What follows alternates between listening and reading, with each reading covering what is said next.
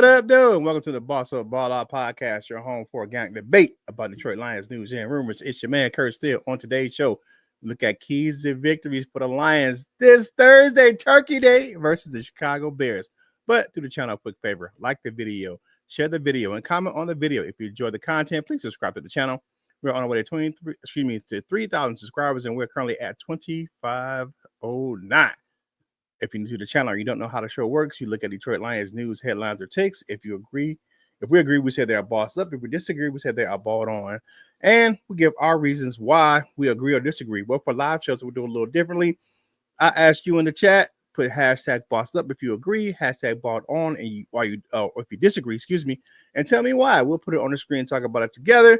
No hot takes here, just natural debate between you and I about our true thoughts and opinions about what's going on with our favorite team, the Detroit Lions. But before we get into the topics for today, let me bring in my special guest for today's show. Man, he's making the rounds. It's my man, Anthony, for Royal Lions UK. What's going on, Anthony? Hey, I'm doing good, Curt. Hope you're well as well. I'm feeling greedy for 2 victory days in 5. So, let's go out and get it. Yeah, man.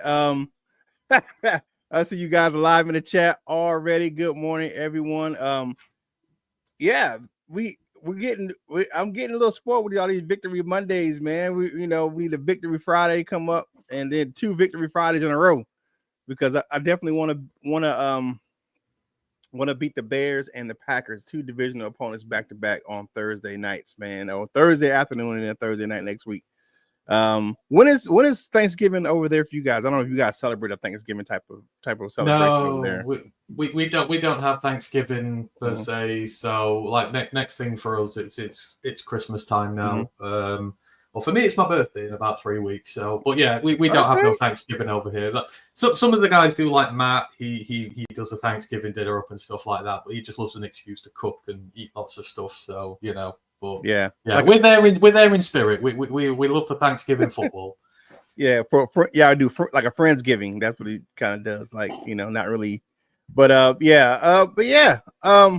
but let's take a look at what we're gonna talk about. First of all, let's see who's in the chat because we gotta see who's in the chat because we gotta know who's up in this thing. My man Phil's coming over from from Last Out Live. What's going on, Phil? Rob's in the house, big time. What's going on, my guy? What up, though? Good morning from Lauren. What's going on, my guy? My man Michael Huck's in the building. Good morning. Happy Thanksgiving to you and your family. Go Lions. Man, that's my guy right there. Like me some Michael Huck, man. Solid dude, man. I've hung out with him in person before, so that's my guy right there. All right, Rob is talking to Phil. My man Brent DeWitt, fellow veteran, salute, my guy. What's going on, man? And we know how Thanksgiving could be, man. So, if you know someone for American, especially for us, man, especially during this time frame, if you know someone who's serving and they're not at home, make sure you reach out to them, man. Just because in fact it's a hard time. I've been away from home too many times on the holidays, especially Thanksgiving, where I miss my family, miss my lover, miss my wife, my kids, man. And but make sure you reach out, man, and help someone, man. Even if it's a person that that is struggling during this time, they don't have any family where you are, just reach out, man. Invite them to dinner or just give them an encouraging word because this is a tough time for a lot of people because they're not with their loved ones. So, but let's look at the topics for today's show. We're gonna look at some keys to victory on offense. Same thing for the defense, and we'll get you caught up on the latest Detroit Lions news and rumors. But I just want to ask you, how you feeling about the season, Anthony? Like 10-1, we're getting injuries, people going down left and right, but we're still just kind of just going with the flow and keep winning. What do you think about the season so far? I mean, never going to complain about a 10-1 season, right, Curt? It's the first time it's happened for us in many a year, but I'm feeling very confident this year. And, because we're doing all the things that a team who wins the Super Bowl should do. We're putting away the bad teams very convincingly, keeping them at arm's length. We're having dominant wins over good opponents. And then on the days when we're not so good, we're finding ways to win games. And, so on any given day, in any given situation, this team can respond to whatever it's facing and grind out wins. It has a feeling of inevitability about it. Now, obviously, you've got to keep it in check. There's still a long way to go, but I said on dancing, it was like Michigan last year. Like there was an inevitability about when they played. They were just so good, and you could put anyone out there against them, and you just knew that they were so good at what they fundamentally do that they were just going to go out and beat anybody. And that's the feeling I have with this team now. I just feel like whatever situation is put in front of it, it'll find a way to win. Winning is infectious. They've got the bug completely now. And even with injuries, the depth is standing up, which is also big for us. Like the depth standing up, I hear a lot about the players we haven't got, but I don't hear anywhere near enough about the players we have got who are turning up and putting in shifts in their midst.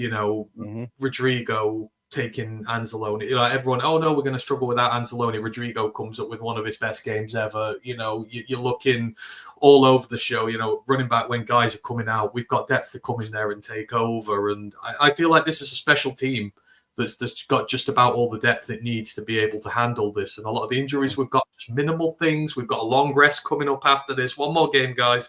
Have a rest and we'll keep on grinding. But yeah, there's a feeling of inevitability about this for me. Okay, I feel you.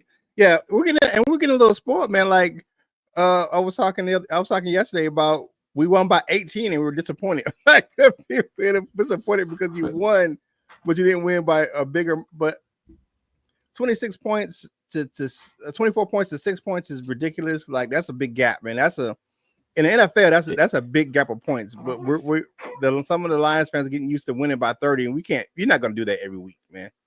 No, it's the method of your winning. Like you say, it was like I'm 6'4". It was like me holding my hand out against a person who's 5 foot and them trying to swing at me, and they can't reach me because the gaps. Felt like what we did to the Colts. We just had them at arm's length. They were swinging. They couldn't land anything, and it was just nice and easy. But winning games in different ways is the sign of a good team. As I say, we didn't play our best ball. We didn't play like the dominant stuff. We still won by 18 on the road with our fans behind us. Been absolute legends. For me, that's a good thing. Like we've won every which way this year. We've won big, we've won tough, we've won when we've played awful. Like that is the key component here to this. It's what good teams do. Even Belichick's Patriots at their highest point had bad games. Yeah. The thing was they were always technically sound enough and well coached to dig themselves out of any hole. We are that now. Yeah, definitely. All right, let's look at what we're going to talk about. Let's look at the offense, keys to the victory on offensive side of the ball. To me, I think it's a demo type of game, man. This game should be a David Montgomery special for the Lions offense. He'll be fired up to play against his former team. You see what he did last year against them in Ford Field, where he, the convincing run at the end of the game. And the Bears have the 20th ranked run defense right now. So I'm not saying bench Gibbs because you got to play Sonic and Knuckles together, but I just think this is a game it should be a good time to feature Montgomery because he's going to bring everything in his lunch pail for the Bears. And then the Bears have a good defensive line, and they got to Sam Darnold 3 times last week. So we got to make sure we protect Goff. And it was the same amount of sacks they gave up to the Bears last week as we gave up to the Colts. So the offensive line needs to keep Goff clean in the pocket to have a chance against that good Chicago defensive line. And then the last thing they didn't find a rhythm last week. If you can see, like that passing game was not in a rhythm last week. We had spurts where we played well, but it wasn't like the second half was just kind of the offense kind of bogged down. Played field position, the defense held ground, but yeah, I want that offense to play a little bit better, and they need to find a spark moving down the field. But the Bears defense is vulnerable to play action. Sam Darnold threw for 330 yards last week, and most of it was to TJ Hawkinson and Addison, and that was off of play action. Sam Darnold right now is the second highest rated passer in the league as far as play action is concerned. Who's number one? You got it, Jared Goff. So they can find that rhythm in the play action pass, man. They can definitely hurt the Chicago Bears defense, man. So what do you think about what I've considered my keys to victory on offense? Excuse me. I think the one thing this team's got to do, like just on offense in general, they've got to start better this year. We were 10-0 down on the road to the Bears early last year. We were 26-14 down at home in the fourth quarter last year before we came back and won that bit. You can't let the Bears get in front. Our offense has just been way too predictable, way too, just, like I say, predictable. They've not started well against the Bears. The Bears have got some momentum. They've got ahead. And what does that do? That forces us out of our wheelhouse. They picked off Goff 3 times in one game last year. I think that was the home one that we nearly lost because they were just they were stopping us. Well, not necessarily stopping us running the ball, but because we're several scores down, double digits down, you've got to resort to passing it. And when you're in more obvious passing situations, you're playing right into their wheelhouse and their strengths there. So for this team, the offense has to start strong. You've got to get your run game going. For me, you've got to get outside this year. Like, their D tackles are good. They've invested a lot of draft picks in their D tackles. They've been slow to develop, but they're getting there now. Guys like Gavon Dexter, stuff like that, they look really good. And they've got depth. They've got rotation. They can keep throwing guys in there. They can stop you running it up the middle. And then all of a sudden you're in tougher situation. So you've got to get outside the tackles. You've got to spread them. You've got to try and lighten the box a little bit. That's what they've got to do here, because they're just, again, I went back and watched it. They're just way too predictable against the Bears to start these games. Just run it up the middle, try and do what they're good at. 3 and outs, give them the ball, they score, they get momentum. We just put ourselves in bad situations. That's why we were not good against them last year. We had, as I say, double-digit deficits in both games. You just cannot allow that to happen. So for me, they've got to start hot. They've got to be varied in their approach. They've got to mix it up. They've got to keep this Bears defense on its toes, like what they did with the Jaguars. I'm not saying the defenses are on how, but we came out, we passed it, we passed it a couple of times. Big chunks down the field, lightens the box, means you can run the ball, keep going at them. You've got to keep them on their back toes. Hell, we threw a hook and ladder on the first play of a drive. It really confused them, and it really just, they didn't know how to handle that. You've got to do that to this Bears defense, because if you let them get on top, it's very hard to break out of their shackles. So that's what they've got to do. Yeah. But they're very vulnerable. You can get a quick start on them. You look at some of the games this year. A lot of teams have got, especially in like the last game, where I can consider our offense comparable to what they got in Minnesota, and as far as explosive plays are concerned, and we can get out on them and make a run, especially in the play action pass game, where they're probably going to try to shut down Amon-Ra St. Brown, but that opens up for like Tim Patrick and Laporta and J-Mo and all those guys, man. I think we have enough to with that play action. We get that run game going and get some good start, like you said. We can confuse them and get them rolling, man. But it's going to be imperative that when we switch sides to talk about the other side of the ball, to what we can do to make sure that we can keep that lead against the Bears, because they have improved on their offensive side of the ball. Their defense isn't playing as big as they played last year. I agree with you that they're good. Their pass rush is good. They got the Sam Darnold 3 times last week.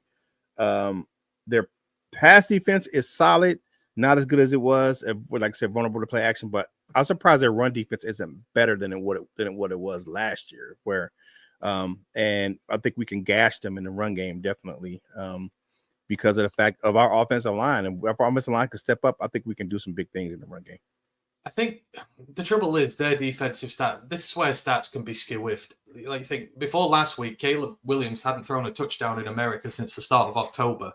That offense has not been scoring a lot of points. Yeah, that's that true. Defense is on the field for a lot, and this is why I don't like PFF and stuff like that. You can tell a story with it, but you're not telling the story behind it and why. Well, this is a defense that spends a lot of time out on the field, right, and it's carrying them to wins. Let's face it. Without that defense, they don't have any wins at all, because that's what keeps these games so close for them. Like, even when they're down early to Minnesota last week, they still make enough stops, enough turnovers to get them back into this game. So I do think you've got to give them their due respect there. It's a unit that's out there a lot, and it's a lot more dangerous than I think the stats would indicate about it. And as I say, they have Ben's number. Like, we've got to say that we always pace the Vikings. We always put a ton down on the Packers. We don't put as many down on the Bears. And that's because they know how to stop it. This is why I say you've got to get creative this year. It's not, we've got to open up these play action passes and that. They've got one-on-one, their secondary. It's like, look what they did to Justin Jefferson last week. Or Jalen Johnson gave him one catch for 7 yards. The dude smothered him like a blanket. So it's, you've got to made an effort. They made an effort to take him out of the game. They kind of Belichicked him last week. But hey, thank you guys for checking us out right here. The Boss Up All Out podcast, your home for organic debate about Detroit Lions news and rumors, man. Glad to have you, man. Go ahead and support the channel as much as you can. Like the video, subscribe to the channel, and share it with other Lions fans like yourself. All right, so let's kind of switch to the defensive side of the ball. I want to, just a few notes I had that I'm thinking about what we can do to make sure we get the victory. Set the line of scrimmage versus the run game. The Bears have struggled against the run. They have the 22nd ranked run offense in the NFL, and Thursday is a good day to keep them in check with the 5th ranked run defense for the Lions. Their front 7 need to reestablish that line of scrimmage, keep pushing them back, and to prevent DeAndre Swift from getting his revenge on the Lions, because he got that on his mind. Because they kind of just said, okay, we got Sonic now, you can go. But Caleb Williams was their leading rusher last week versus Minnesota, so you have to keep that in mind as well. It takes me back to his college days. You look at what he did at Oklahoma and his first year at USC. He definitely can use his legs to get some yards. So you want to keep that guy in check in the run game, and then push the pocket with my man DJ Reader and Aleem McNeil. Chicago's offensive line has given up the league worst 44 sacks this season already. But our defensive tackle that push up the middle, because we can get some push on their offensive, on their guards and their center, and we can flush them to our defensive ends. AG will bring some extra guys via the blitz, but Reader and Aleem will be key to make sure that we keep him in that pocket and make him throw from the pocket, but make sure we give him a crowded pocket. I love what they're doing right now. Aleem McNeil is definitely a guy who can press the pocket up front, put the pressure on there, and see if we can get some errant throws out here to smash and grab, aka Kirby and Brian Branch. And then the last thing that really pissed me off last week, and I don't know if it pissed you off last week, but I saw this last week and it kind of pissed me off for the Lions. They weren't tackling well last week.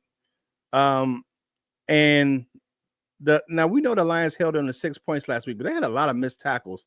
And I don't think you can do that with the Bears. Their playmakers will make you pay.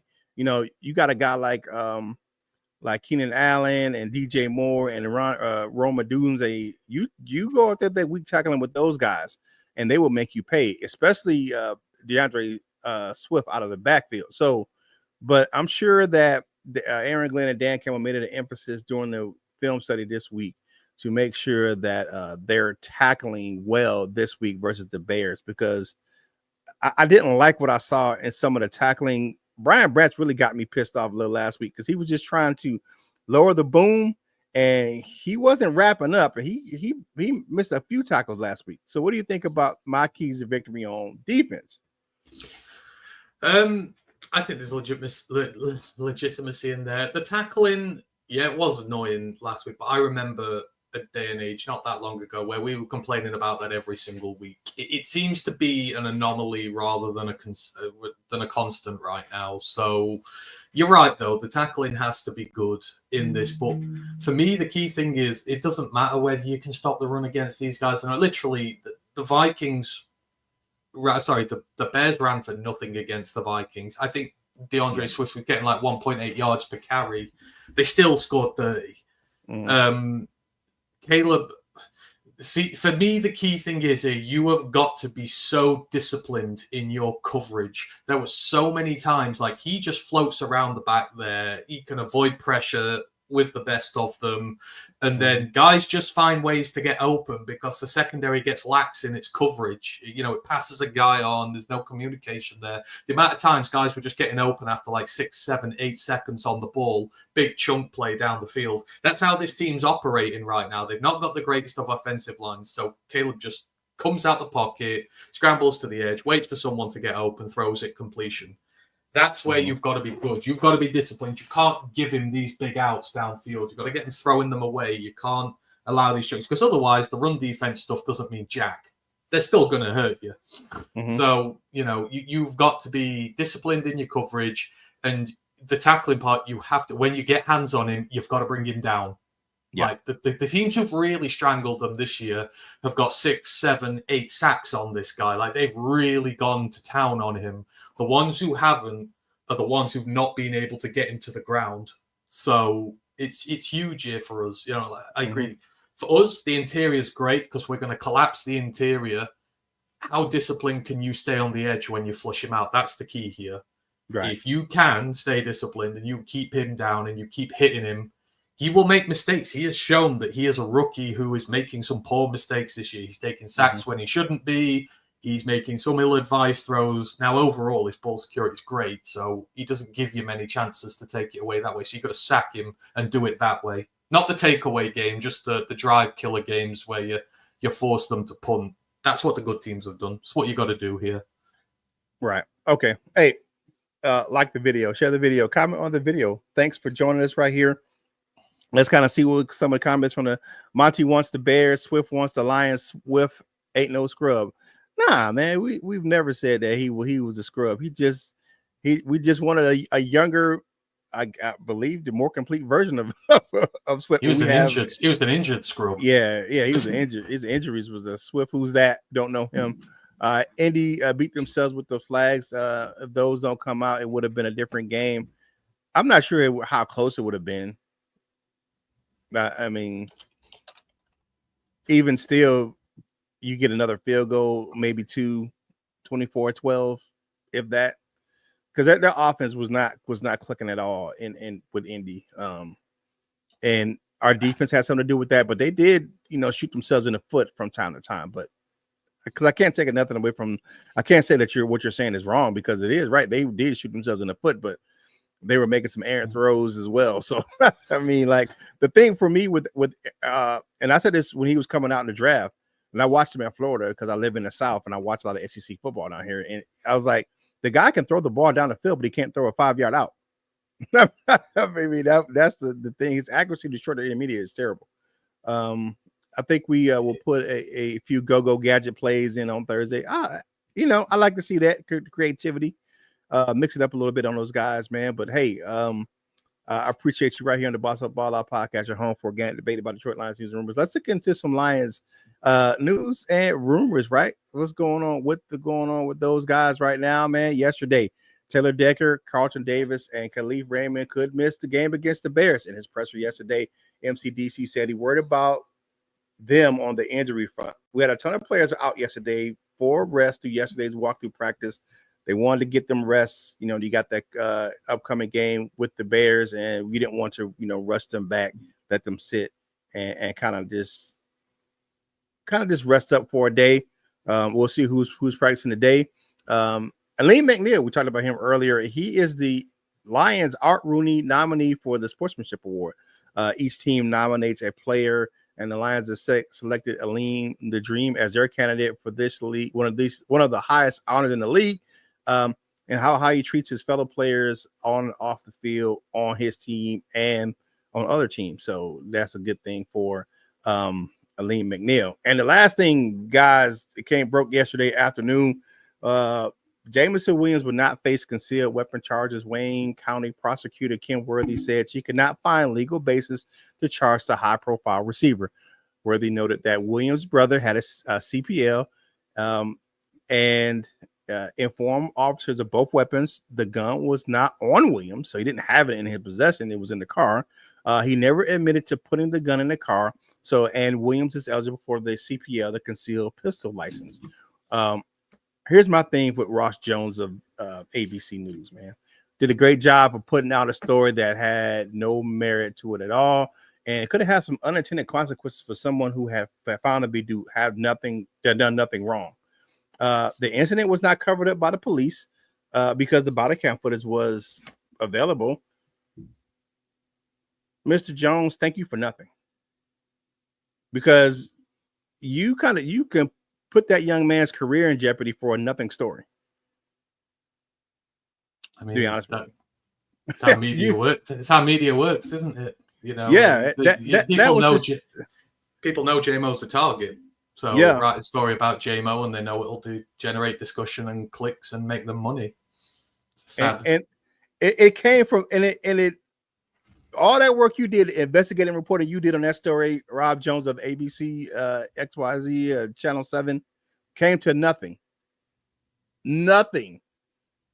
Absolutely nothing came came from what you did, but you could have put that young man's life in jeopardy and his livelihood in jeopardy and his career in jeopardy for something that was a nothing thing. But the judgment of the police officer at the scene was correct.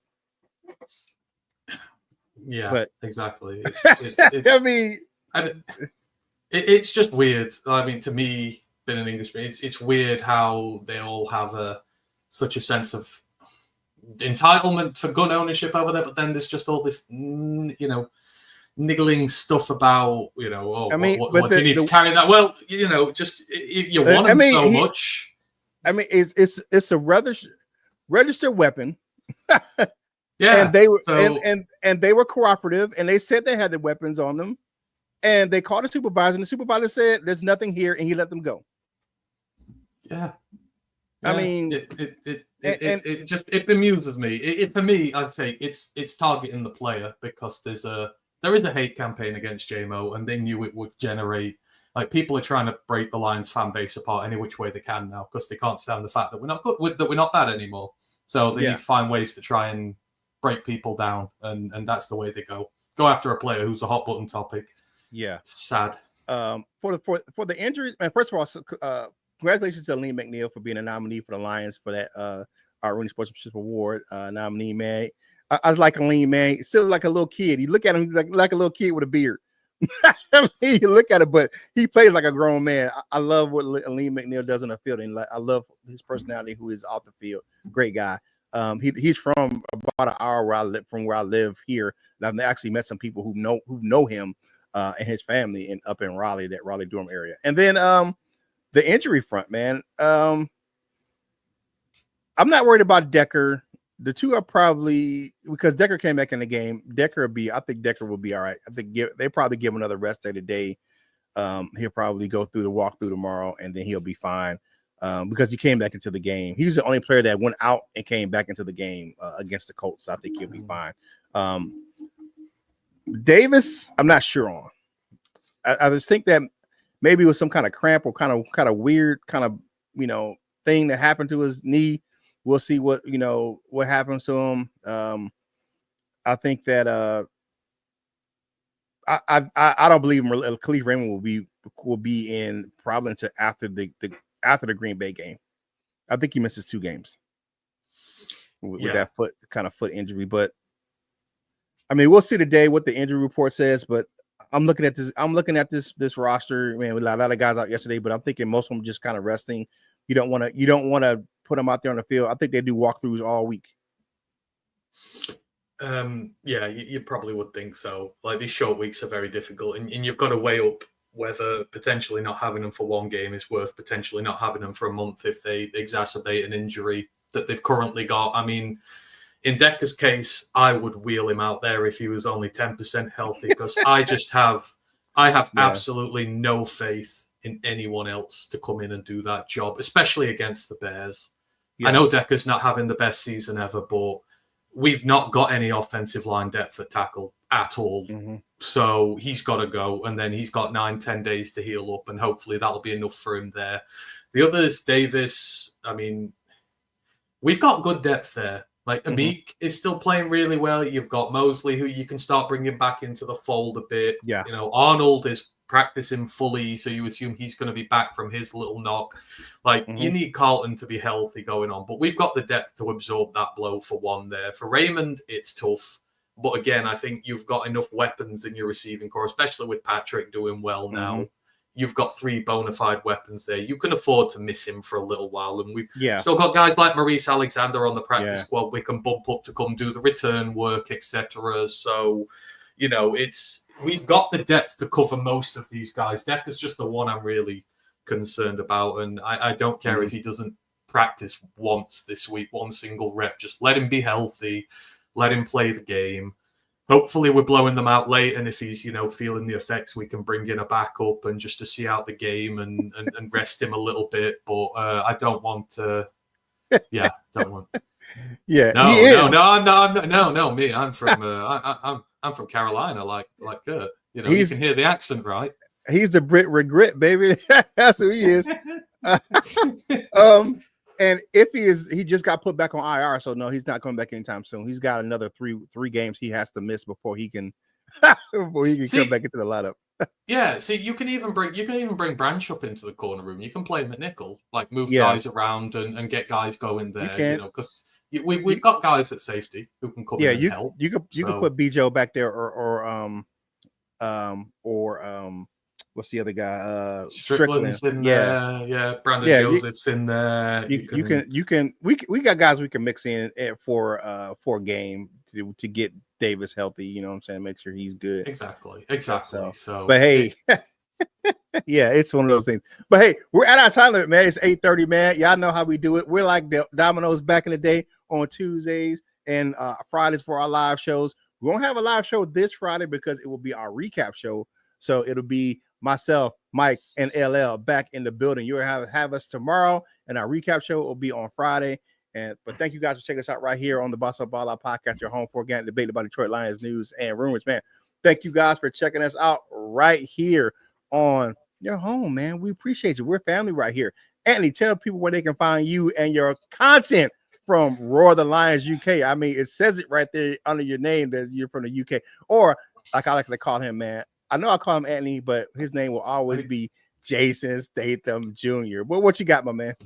I need to change that for your shows, Curt, and just have that on there because I love it so much. But yeah, you can find me at Roar the Lions UK. We're a group of Detroit Lions fans from across the pond. So if you want to come and get your Lions news and rumors from a British perspective, check us out. We're usually live on Mondays. We're actually live tonight. I'm doing 2 shows tonight, so I'm pulling double duty. So you've got plenty of time to come and say hi. I've got my college podcast. But first, we're talking college ball, and then we've got our Bears preview as well, because this weekend's just so cramped trying to do these shows. So come say hi later on. And then we're live during the games. Say hi to Matt and Ash, who were live there, and then talk to me on Twitter. I'm everywhere. So as Curt will tell you. So yeah, well, thanks ever so much, Curt. Appreciate being on here with you as always. And let's go for another dub. Yeah, I appreciate you, brother. I appreciate you always being here. Make sure you check us out tomorrow morning. We have our prediction show will be tomorrow morning.